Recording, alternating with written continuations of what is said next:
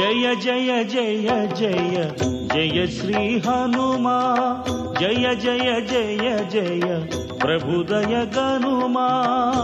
శిలాతలం ప్రాప్య యథా మృగేంద్రో మహారణం ప్రాప్య యథా గజేంద్ర.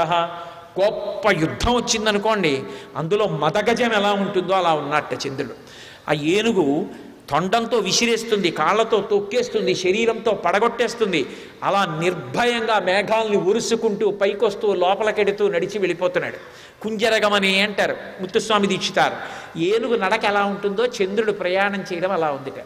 కాబట్టి శిలాతలం ప్రాప్య యథా మృగేంద్రో మహారణం ప్రాప్య యథా గజేంద్ర. రాజ్యం సమాసాద్య యథా నరేంద్రో. రాజ్యం లేకుండా ఉన్న రాజు వేరు, రాజ్యం దొరికినటువంటి మంచి వీరుడు రాచ పదవిలో కూర్చుంటే ఎలా ఉంటాడో అలా ఉన్నట్ట ఆకాశంలో ఉన్న చంద్రుడు. తథా ప్రకాశో విరరాజచంద్ర.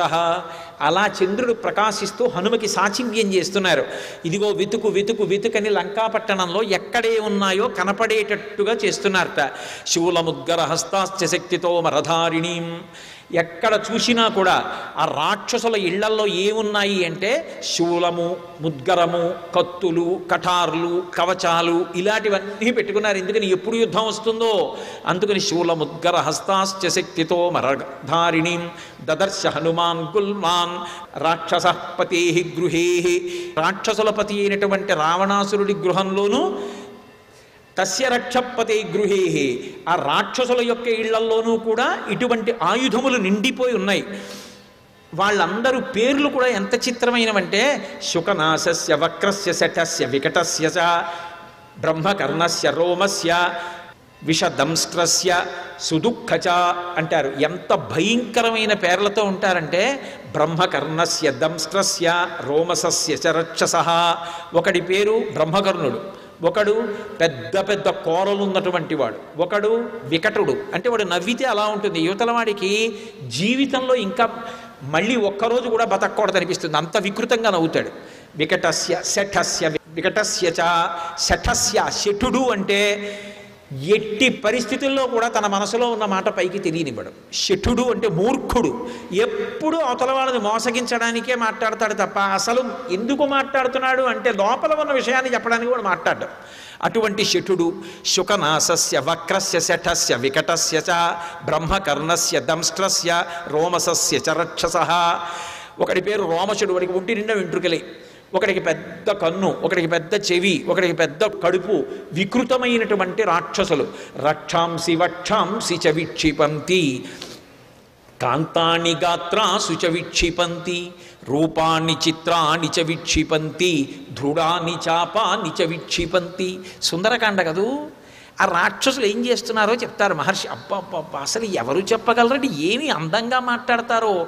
రక్షాంసి వక్షాంసి చ విక్షిపంతి. ఒకడేమో ఇలా గుండెలు బాగా చూపిస్తున్నట్టు, చూడరా ఎంత బలవంతుడో అని. ఎంత గొప్పగా మాట్లాడతారో మహానుభావుడు. రక్షాంసి వక్షాంసి చ విక్షిపంతి కాంతాని గాత్రాసు చ విక్షిపంతి దృఢాని చాపాని చ విక్షిపంతి. వాళ్ళు రకరకాలైనటువంటి దృఢమైనటువంటి ధనస్సులు పట్టుకున్నారు. రూపాన్ని చిత్రాన్ని చ విక్షిపంతి పరస్పరం చాదికమక్షిపంతి.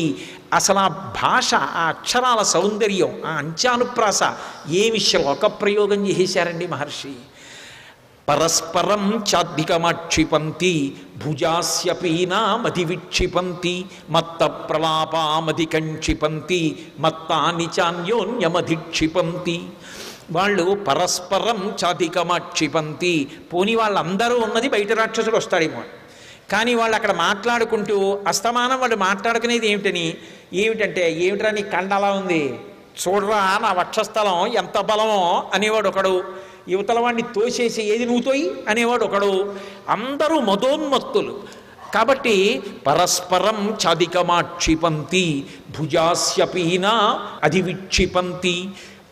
ఈ భుజాలు చూపించి చూడు ఎంత బలంగా ఉన్నానో అనేవాడు ఒకడు. మత్తాని చాన్యోన్యమధిక్షిపంతి. బాగా మదించినటువంటి బుద్ధితో అవతల వాళ్ళని చులకన చేసి మాట్లాడడం తప్ప ఎవ్వడిలో ఉన్నటువంటి గొప్పతనాన్ని అంగీకరించలేనటువంటి స్థితిలో ప్రతివాణ్ణి తక్కువ చేసి మాట్లాడేవారే. అటువంటి రాక్షసుల యొక్క సమూహాలన్నిటినీ చూస్తున్నారు. చూసి వెడుతూ అనుకుంటారు, ఇంతమంది స్త్రీలు కనపడ్డారు, ఇంతమంది సంతోషంగా వాద్యాలు మ్రోగిస్తున్నారు, ఇంతమంది మొలకి పెట్టుకున్న నూపురముల ధ్వనులు వినపడుతున్నాయి, ఇంతమంది నృత్యం చేస్తున్నారు, ఇంతమంది ఇంత ఆనందం అనుభవిస్తున్నారు. కానీ నా తల్లి సీతమ్మ ఇలా ఉండదు.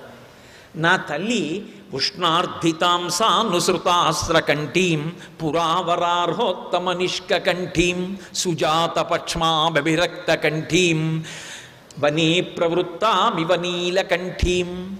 అది సౌందర్యం అంటే. ఎంత గొప్ప సౌందర్యం ఆవిష్కరిస్తారండి. ఎవరెలాంటి వాళ్ళో చెప్పాలా? శ్లోకం చెప్పేస్తుంటే చాలు. ఆయన హనుమ అనుకుంటారు, మా అమ్మ ఎలా ఉంటుందో తెలుసా? ఉష్ణార్ధితాంసానుసృతాస్రకంఠీం. మా అమ్మ రాముడు కనపడలేదని వీళ్ళందరూ ఇలా భోగాలు అనుభవిస్తుంటే నా తల్లి ఎక్కడో కూర్చుని ఏడుస్తూ ఉంటుంది. ఏడిచి ఏడిచి ఏడిచి వెచ్చటి కన్నీరు పయ్యద మీద పడి ఆమె పవిటంతా తడిసిపోయి ఉంటుంది. పురావరార్హోత్తమ నిష్కంఠీం. రాముడు మెడలో ఆమెకి బహుమానంగా ఇచ్చిన గొప్ప పతకం ఒకటి ఉంది. ఆ పతకం ఆవిడ మెడలో వేసుకుంటుంది. ఎందుకంటే ఇది రాముడు కట్టిన పతకం అని చెప్పి మెడలో వేసుకుంటుంది. సర్వం శ్రీ ఉమామహేశ్వర పరబ్రహ్మార్పణమస్తు. స్వస్తి.